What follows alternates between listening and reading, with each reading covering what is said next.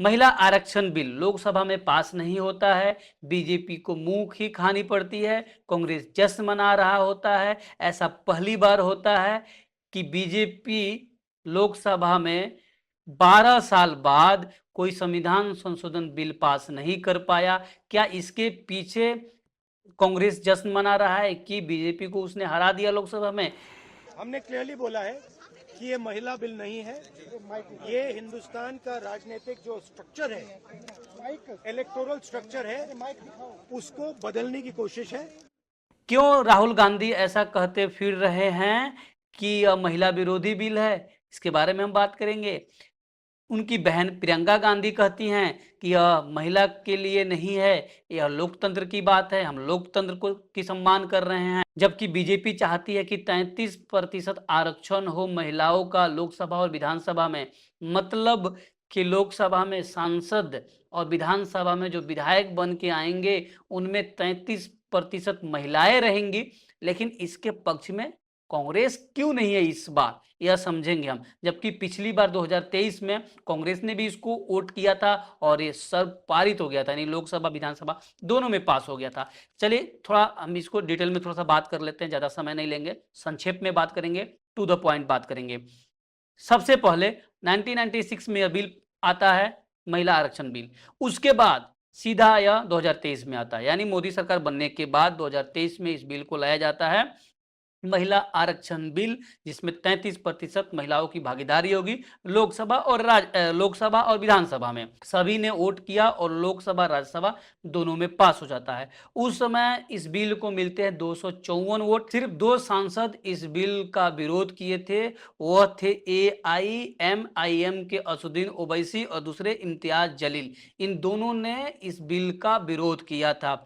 बाकी सभी लोगों ने इस बिल का सपोर्ट किया और 1/3 वोट से यह बिल पास हो गया। 2023 में 254 वोट मिले। 27 साल बाद यानी 1996 के बाद सीधे 2023 में इस बिल को लाया गया।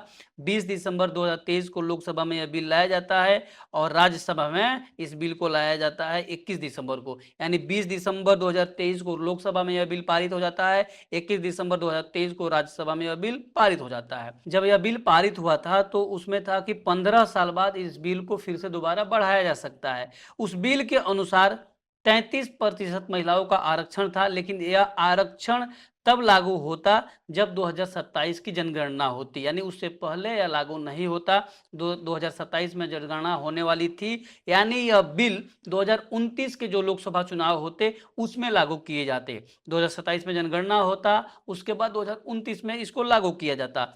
इस बिल के बारे में बात हुई थी, लेकिन मोदी सरकार ने क्या किया कि इस बिल को 2026 में ही ला दिया और आनन फानन में ला दिया। आखिर क्यों मोदी सरकार ने ऐसा किया, इसके पीछे की कहानी, क्यों मोदी सरकार चाहती है कि यह बिल अभी आ जाए? अब आते हैं करंट सिचुएशन में, यानी 2026 में मोदी सरकार इस बिल को फिर से लेकर आती है और चाहती है कि यह बिल जल्दी से जल्दी पारित हो जाए। लेकिन क्यों चाहती है और क्या मंशा है मोदी सरकार का, इस पर हम थोड़ा बात करेंगे। लेकिन सबसे पहले बात करते हैं कितना वोट मिलता है।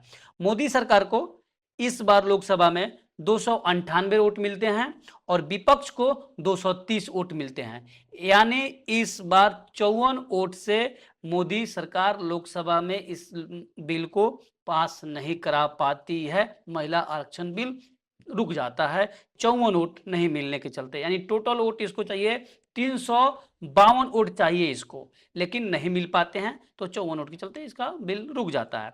अब हम बात करते हैं कि इसमें क्या मोदी सरकार नया करना चाहती थी। मोदी सरकार क्या चाहती है कि 543 सीटों को बढ़ाकर 850 कर दिया जाए, जिसमें से 815 मेंबर्स के लिए और 35 सीटें जो केंद्र शासित प्रदेश हैं उनके लिए कर दिया जाए, यानी 850 बढ़ा दिया जाए।